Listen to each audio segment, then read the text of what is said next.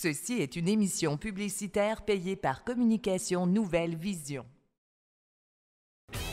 Partout, il y a des gens à connaître. Ils sont des bâtisseurs qui ont défié les obstacles, gravi les échelons, surmonté leurs craintes. Ils ont de l'intuition, du courage, un sens de l'équilibre, une équipe bien rodée. Et tous en commun, ils ont une histoire de succès.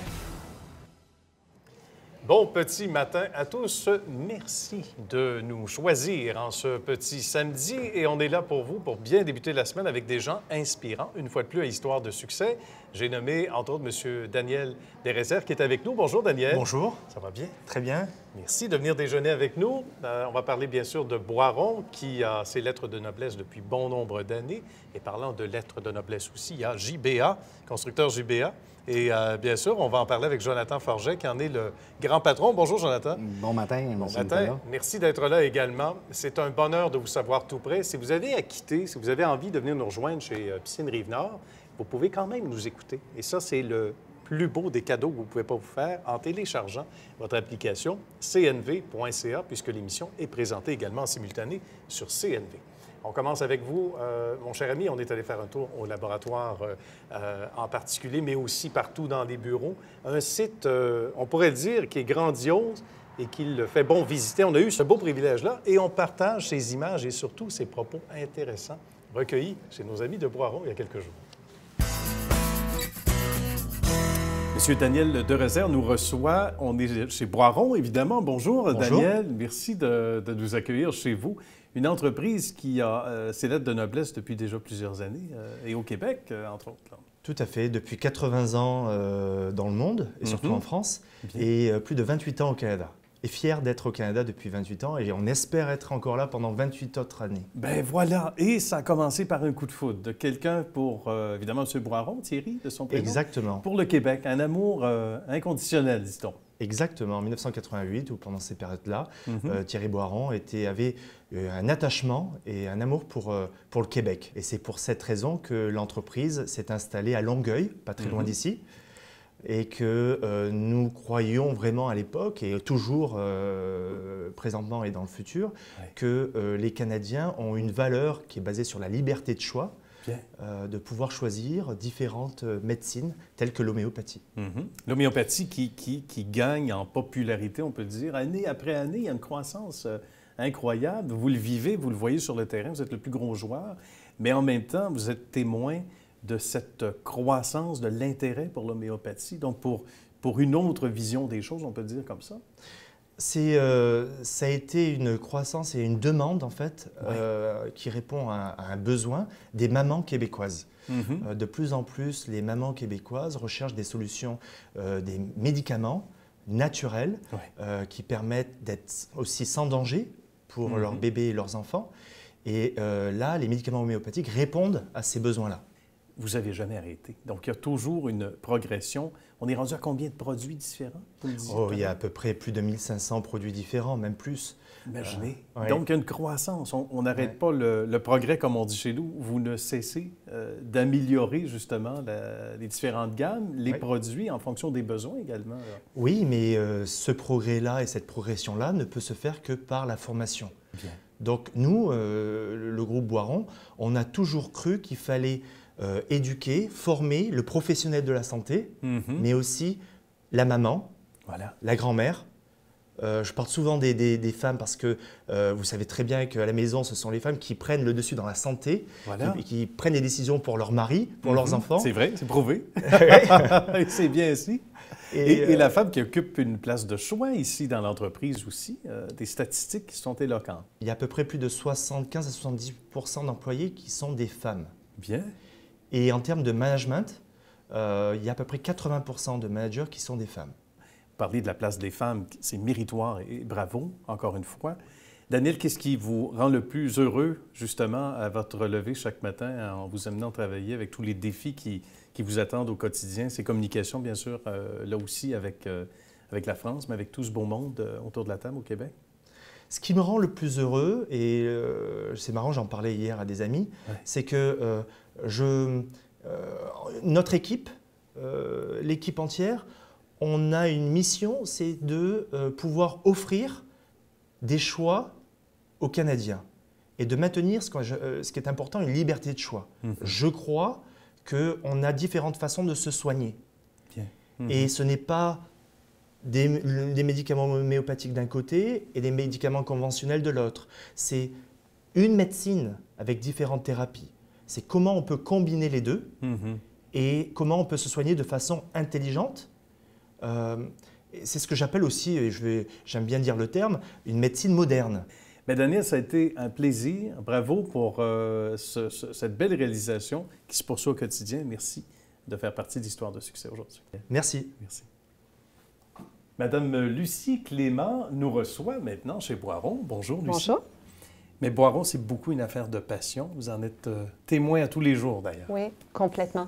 Oui. C'est un projet qui est très passionnant. Pourquoi c'est passionnant? Bien, on parle de santé, on parle de médicaments. Donc, on est tous intimement interpellés par la santé. L'autre chose aussi, les valeurs Boiron. Ce sont des valeurs très intéressantes à avoir dans notre vie de travail au quotidien.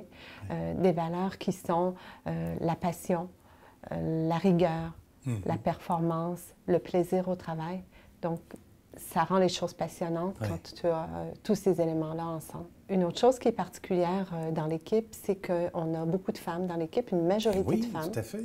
Et on trouve les mêmes pourcentages dans l'ensemble du groupe. Bien. Donc, c'est intéressant. Vraiment... Bien, merci beaucoup d'avoir partagé votre temps et votre belle passion Ça me fait grand avec plaisir. nous aujourd'hui. Merci, OK. Lucie. Merci. Merci. Bonjour, Guylaine. Bonjour. Merci de nous accueillir dans votre bel environnement quotidien. Ça me fait plaisir. Ça fait au-delà de 20 ans aussi. Vous Oui. travaillez ici chez Oui, chez bientôt Boiron. 25 ans. Excellent. Vous n'êtes pas sans savoir qu'il y a beaucoup de rigueur au rendez-vous au quotidien. On va en parler de cette rigueur-là. Ici, au laboratoire, ce qu'on fait, c'est de la fabrication de médicaments. Donc, on demande à nos équipes d'avoir de la rigueur au travail, effectivement. Bien. En plus de la rigueur, donc, on demande aussi, étant donné qu'on livre dans plus de 6000 pharmacies à travers le Canada, donc on demande d'avoir des équipes qui sont performantes. Par exemple, une commande qui va entrer aujourd'hui, elle va être prête à être livrée dès ce soir. Vous êtes plus rapide que certaines compagnies de courrier. Effectivement. C'est très bien. Et puis, bien, ce qui est intéressant aussi avec nos équipes, c'est la diversité culturelle, Oui. tant du point de vue personnel que professionnel. Ça Bien. amène un plus à l'entreprise. Ben voilà, on disait le nombre de femmes également, un autre chapitre dans l'entreprise, constituant plus de 70-72 Oui, nous, au laboratoire, c'est 100 Ah oui? Oui, Bon. juste des femmes. D'accord. Oui. Est-ce que c'est écrit aux hommes défense d'entrée? Non, non, on les accueille avec OK. plaisir. Bien. Parlez-nous de cette loyauté, justement. En terminant, on le disait, micro fermé tantôt, c'est de plus en plus rare que les gens embrassent une carrière, si c'est dans le même secteur pendant 20 ans ou 25 ans, et surtout est loyal à l'employeur pendant toutes ces années. Mais pour vous, c'est un naturel, là.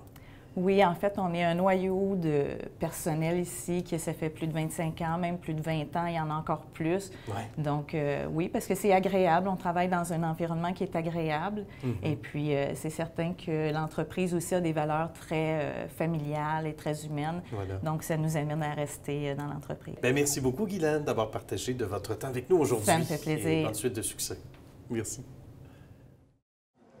Fort intéressant et ça inspire Jonathan pour une question à Daniel. Jonathan. Ben oui, c'est quoi le mot l'homéopathie? Comment qu'on peut se trouver dans ce mot un peu multicolore? Eh oui. C'est vrai qu'il faut des fois démystifier ou expliquer l'homéopathie. C'est tout d'abord un médicament. Donc c'est une thérapeutique qui fait partie de la médecine. Moi, mon background, c'est d'être... je suis docteur en pharmacie en France. Et en France, et on en avait parlé auparavant, c'est très répandu. C'est utilisé par plus de la moitié, 56% de la population française. Donc, parce que c'est tout d'abord un médicament qui répond à des besoins pour tous, qui est sans danger, mais qui est surtout efficace. Donc, pour répondre en 10 secondes, ce seraient les 4 mots que j'emploierais. Pour mettre un peu plus de détails, c'est surtout un médicament de haute qualité et surtout fiable. C'est ce qui est le plus important. Ça répond à des hautes normes de qualité. Et c'est surtout de répondre à des besoins pour une femme enceinte, pour un enfant ou pour des personnes âgées qui présentent des fois des limitations Je vais prendre l'exemple toujours de ma belle-mère qui a des problèmes de coagulation. Ma pauvre belle-mère, j'arrête pas d'en parler. Ouais. Et quand on a des problèmes de coagulation, on a des fois des limites. On ne peut pas prendre tous les anti-inflammatoires. Ah bon, d'accord. Donc utiliser l'arnica, par exemple, un médicament homéopathique à base d'arnica, ce serait une solution pour les douleurs, et les bleus également. Donc c'est ça l'homéopathie, c'est un médicament qui répond aux besoins de ces gens-là. Et surtout efficace. À chaque fois que je partage le fait que 2,9 millions de Canadiens utilisent fréquemment l'homéopathie, les gens sont surpris. C'est vrai? C'est vrai que ça énorme. peut surprendre au départ, effectivement. Ouais. Donc, ça vous dit que ça fait ses preuves depuis si longtemps. Les médicaments homéopathiques Boiron Oui. sont là depuis 80 ans. Voilà. Alors, voyez. C'est on une parle de longue date. Hein? C'est presque aussi long en termes d'expertise que ce qu'on retrouve chez vous. Exactement. À un autre niveau, on est allé faire un tour, d'ailleurs, merci Daniel, et on vous invite à regarder avec nous le reportage qu'on a réalisé chez Jonathan il y a quelques jours. Jonathan Forget nous reçoit. On est rue Pascal Gagnon à Montréal. Bonjour Jonathan, comment ça va? Ça va très bien, vous, M. Nicolas? Ça va bien, merci. Merci de nous recevoir, Jonathan. Un grand plaisir. Une belle entreprise familiale, comme on les aime, qui a été créée par le paternel en 1961. C'est exact. C'est en octobre 1961 que mon père a décidé de partir dans la construction, dans la spécialité de la maçonnerie. OK. Et à cette époque, il avait auparavant boxé, il avait été policier, et puis par la suite, il a été directement dans ce domaine-là de la construction, étant donné que c'était un travail qui était saisonnier et puis que l'hiver, il pouvait se reposer. Mon père, à l'époque, avait 2-3 employés. C'était sa façon de travailler. Il était, disons, peut-être 35 ans avec 2-3 employés. Bien. Et puis moi, quand que je suis arrivé, étant fils unique, quand je suis arrivé à l'école, mon père me disait, bien, si ça te tente de continuer Ben l'entreprise, ça serait plaisant. Puis, C'était quoi la réaction à ce moment-là? Est-ce qu'on y pensait depuis longtemps? C'était moyen, je vous dirais. Ah ouais? C'était moyen. La construction, c'est un domaine qui est difficile un peu physiquement. Ouais. Et puis moi, je me voyais plus un gars intellectuel. OK. Mais vite, ça l'a changé. Et puis je me suis en allé directement dans le domaine de la construction. J'ai fait mon cours de maçonnerie. J'ai fait un cours de gestion d'entreprise. Bien. J'ai fait plusieurs cours justement pour être un jour être chef d'entreprise. Et puis, moi, j'ai dit à mon père une journée, je me souviendrai toujours, le téléphone sonnait, il sonnait, puis mon père il disait « Je suis occupé, là, j'ai pas le temps. » Bon. Alors là, ça, c'est un beau problème. On aime ça. c'est ça. On Et aime puis, j'ai dit, moi, ça te dérange-tu? Je vais prendre tous les appels, puis on va, de fil en aiguille, on va augmenter la cadence. Mais oui. Puis vous aviez quel âge à ce moment-là? J'avais peut-être 20 ans. Ah, entre oui. 18 et 20 ans. Déjà. Ouais. Prêt Ouais. à prendre le flambeau. Déjà, oui. Ouais. Alors là, on a acheté un camion, 2 camions, 3 camions. Puis là, ça l'a monté tranquillement. Et puis, on a acheté une bâtisse. Et puis, Bien. de fil en aiguille, là, on a monté une belle entreprise. Là. Est-ce que vous sentez que déjà, c'est vous qui avez convaincu votre père, justement, de ne pas avoir peur de faire grossir l'entreprise? Mais qu'à un moment donné, c'était de par les études que vous avez faites ou peut-être un pif qui a fait que vous avez été peut-être le premier à dire à votre père, il faut être un peu plus audacieux, puis il faudrait peut-être faire avancer un peu plus l'entreprise? Moi et mon père, on est pareil et on n'est pas pareil. OK. On a une grande différence de ce côté-là. Mon père, c'est un gars que lui, il faisait son ouvrage, puis à la fin de la journée, c'était fini. Bien. Moi, je pensais toute la journée à faire des estimés, faire ci. Ah oui. Mais j'étais directement aussi le chargé de projet. Je m'occupais des chantiers, puis tout ça. Et puis, lui, à 4 heures, il voulait finir. puis C'était fini. C'était fini. Alors que Exactement. Jonathan pensait à ses projets le soir. Ben moi, je pensais à mes retour à la projets, maison. j'allais voir des clients le soir, j'essayais OK. de satisfaire toute la clientèle. Ouais. Et puis, par la suite, on a engagé des estimateurs parce que faut servir la clientèle qui nous appelle. Bien. Il faut les servir bien. La réputation, c'est faite sur le nom. Ouais. On dit la réputation est très importante, ça se détruit énormément vite. J'ai des gens, des fois, qui m'appellent et me disent oh, vous avez fait un boulot il y a peut-être 15 ans. Ouais. Je reste bouche bée. Je reste bouche bée Ah que oui. les gens nous rappellent. C'est extraordinaire. Ça, c'est Ouais. un signe il y a une loyauté avec la clientèle. Exactement. Mon père il nous a laissé des belles valeurs. On a beaucoup d'employés qui travaillent encore avec nous, qui ont travaillé avec mon père. Mon père avait un soin de la propreté.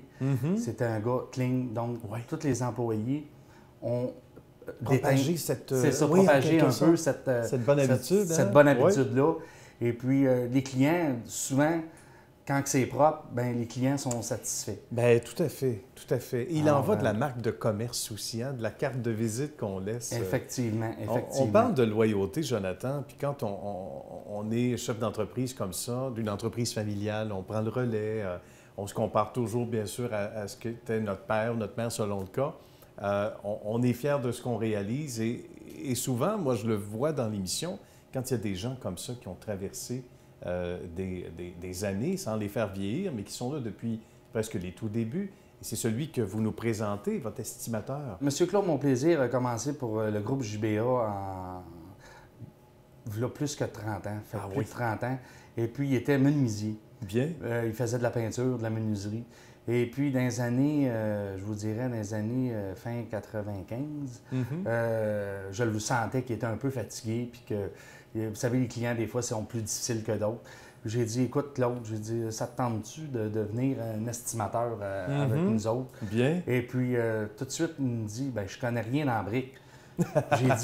J'ai dit oui, mais j'ai dit, t'en entends parler depuis 20 ans. On va prendre ça une brique à la fois. Tu une brique à la fois, exactement. Alors, il a lâché son tablier de menuisier, il s'est emmené avec nous. Et puis aujourd'hui, ça fait près de 35 ans. Il m'a connu, j'avais 6-7 ans. Bien. Et puis, qui travaille avec nous. Puis, c'est vraiment une personne très spéciale. Mais en terminant, Jonathan, qu'est-ce qui nous rend le plus fiers de toutes ces réalisations, de ce que le père, évidemment, a réalisé, le papa? Qu'est-ce qui nous rend le plus fiers? Bien, M. Nicolas, vous savez, la construction, c'est pas évident. On entend parler que c'est un domaine fou. Je vous dirais pas qu'il n'y a pas eu de tempête. Le soleil, aujourd'hui, il brille, mais il n'a pas tout le temps brillé, je peux vous le dire. C'est ça. Les montagnes, on les monte, on les descend, on les remonte. Et puis, je pense que c'est l'expérience, tout le bagage nous forme, nous donne la direction du chemin à suivre. Et puis avec ça, le reste, ça vient tout seul. Je veux dire, quand on est déterminé à faire l'ouvrage proprement, la qualité d'ouvrage, je veux dire, les clients, ils viennent tout seuls. Vrai. Et puis le succès, il vient... On ne le demande pas, du succès. Il vient quand on fait la bonne chose à faire. Oui, tout à fait. J'aime bien l'explication, j'entends. Puis ça montre que quand la rigueur est là, quand on ne laisse rien au hasard, quand le travail est bien fait, exactement. Ben, ça va de soi. Ça a l'air facile comme ça, mais il faut se retrousser les manches. Mais c'est fantastique. Merci beaucoup. Il n'y a rien qui se fait pour rien. Non, évidemment. Puis on voit que le succès est là et c'est pas pour rien. Bien, merci beaucoup, Jonathan. Ça me fait un grand plaisir, M. Nicolas. Puis on fait le tour ensemble, évidemment, avec plaisir également. Grand plaisir. Très bon reportage. Et ça inspire d'ailleurs Daniel pour une question pour Jonathan. Oui, Jonathan, je sais et je suis un peu au courant de la concurrence, surtout au Québec, dans ce domaine-là.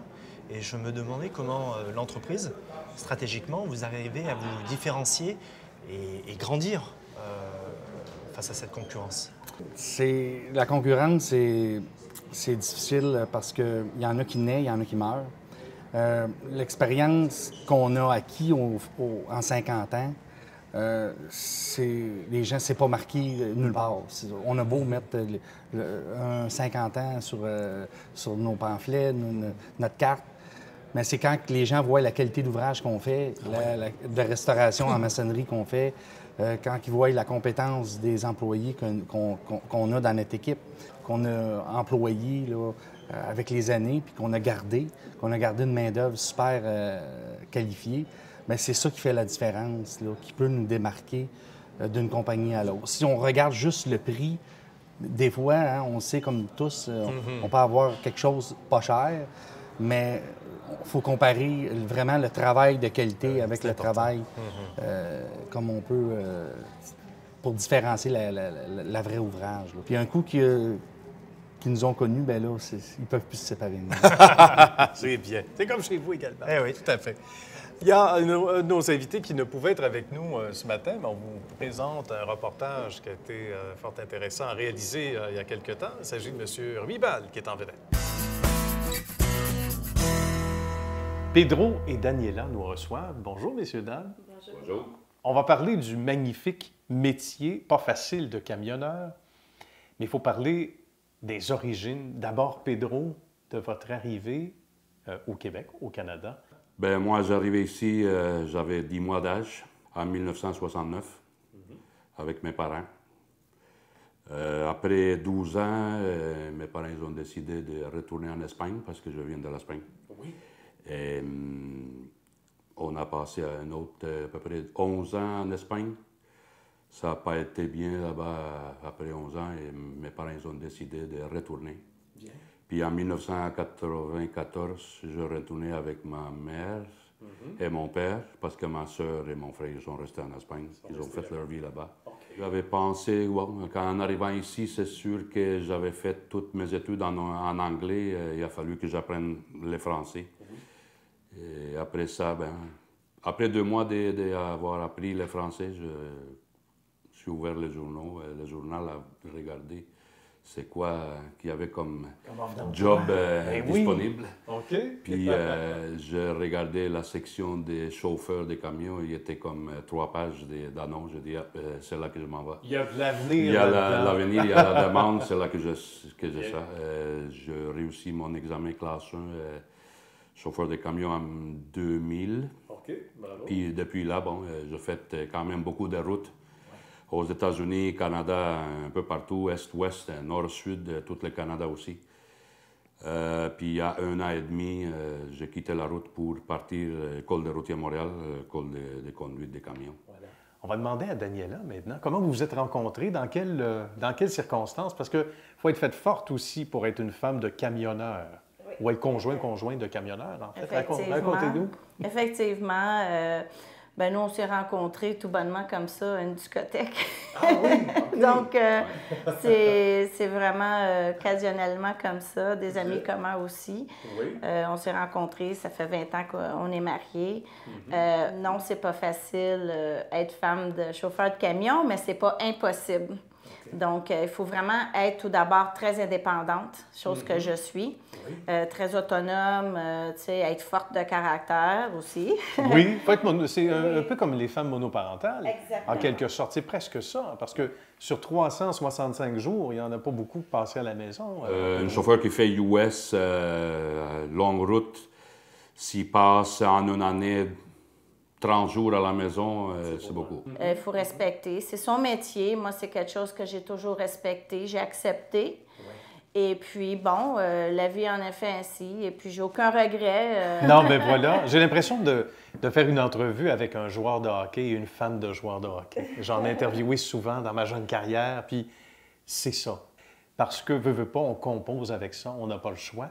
Alors, vous avez dit, on va créer, nous, un nouveau bébé, parce que ça répondait à un besoin. Il y a des mises à la retraite dans plusieurs secteurs. On pense aux autobus, etc., un peu comme on l'a vécu avec les infirmières, avec les professeurs dans l'enseignement. Il y a un gros manque de main-d'œuvre dans l'industrie du camionnage. Selon les dernières études de l'Association du camionnage, 52 000 chauffeurs de camions, seulement au Québec, pour les prochaines années. On essaie de transmettre carrément aux élèves toute notre connaissance, toute notre passion pour le camionnage. C'est ça qu'on essaie aussi de transmettre aux élèves, la passion. Le camionnage, c'est une passion. Il faut savoir être toute seule pendant de longs moments. Il faut avoir le sang froid dans certaines situations. Il y a beaucoup de monde qui dépend de ça. Si vous arrivez en retard à une livraison des produits, on va dire, de nécessité, ça se peut que toute une usine soit arrêtée pendant qu'il attend votre arrivée. C'est très important aussi. C'est pas facile. Parlez-moi maintenant des entrepreneurs qui sommeillaient en vous, parce que Pedro, avec tout un bagage, toutes ces années-là passées sur la route, on a le temps de réfléchir. Ça faisait longtemps que vous aviez envie de fonder votre propre école? Oui. Premièrement, moi, je suis élevé dans une famille d'entrepreneurs, toujours. Mon oncle avait sa bijouterie en Espagne. Mon père il avait sa bijouterie aussi. Ça veut dire que j'ai grandi quand même dans le milieu des entrepreneurs. J'ai parti l'école après avoir pensé un peu qu'est-ce qu'il avait besoin l'industrie du camionnage aussi. Une option à d'autres écoles type plus publiques. Les connaissances, les bagages de 20 ans d'expérience et plus que... J'ai arrêté de compter, je pense que j'avais plus de 4 millions de kilomètres déjà de parcourus par tous les États-Unis et le Canada. Toutes sortes d'expériences sur la route, toutes sortes de situations que j'essaye ou nous essayons comme école de transmettre aux élèves. Ce n'est pas seulement avoir son permis classe 1 dans la poche, il y a beaucoup d'autres choses à apprendre dans le métier des camions. Il y a beaucoup de choses avec l'expérience que nous avons eue, on essaie de transmettre carrément aux élèves toute notre connaissance. C'est fantastique et c'est pour ça que tout le monde parle de vous et c'est pour ça que vous faites histoire de succès. Merci beaucoup, Daniela. Nous, ensemble, Pedro, on a rencontré le beau papa. On regarde ce que ça donne. On a le bonheur, Pedro, de présenter quelqu'un qui vous est cher et qu'on gagne à mieux connaître. Et c'est José, je vous laisse nous le présenter. José, c'est mon beau-père. C'est sûr le père de ma femme, le secrétaire Daniela. Oui. Il y a trois mois, ça faisait quand même un bout que je lui disais de venir m'aider dans la compagnie parce que son bagage est très important. Beaucoup d'expérience aussi en camionnage, comme directeur de sécurité et conformité dans une compagnie ici à Montréal. Une personne que j'aime beaucoup, c'est comme mon deuxième père. Ou presque comme mon premier père. Ça veut dire que je voulais qu'il venait avec moi presque... je le voulais dans la compagnie. Parlez-nous de ce que vous faites, votre rôle au quotidien, José, ici à l'école. Mon rôle au quotidien, pour tout de suite, je suis encore formateur. Je donne des cours aux élèves parce qu'on manquait de personnel pour faire des formations. Et vous êtes bien placé pour en donner aussi, c'est pas... Oui, parce que moi, dans l'autre compagnie, j'ai engagé des chauffeurs. Maintenant, je forme des chauffeurs. Voilà. Et moi, il faut que les camions roulent avec sécurité. C'est une des normes du transport aujourd'hui. On essaye de mettre des chauffeurs sécuritaire sur la route. C'est une de nos missions. Notre modus operandi, c'est la sécurité sur la route. C'est le plus important. C'est magnifique. Merci beaucoup, Pedro. Merci beaucoup, Nicolas. Ça a été un plaisir. Merci de nous accueillir. Merci José. Et longue vie à vous deux et à votre école. Merci beaucoup. À bientôt. Messieurs, c'était fort intéressant. On ne saurait vous quitter sans vous demander votre adresse web respective. Site web, mon cher Jonathan. Alors, c'est www.construction avec un S, jba.com. Juliette Bravo Alpha. Bien, on salue l'équipe. Juliette Bravo Alpha. C'est ça. Également. Merci beaucoup, Jonathan. C'était un plaisir. Merci d'avoir fait les frais. Pareil pour moi. D'Histoire de succès, ça a été un bonheur de vous recevoir. Même chose pour l'ami Daniel et tous les détails sur Boiron, évidemment, le site web. Très bien. Boiron.ca. BOIRON.ca. Très simple. J'imagine que les gens peuvent vous poser des questions aussi à travers vos courriels respectifs et sinon numéros de téléphone respectifs également. À nouveau, merci beaucoup, Daniel. Merci beaucoup. Merci à vous deux et merci à vous, chers amis, d'avoir été là. Mon nom est Nicolas Deslauriers. À la semaine prochaine.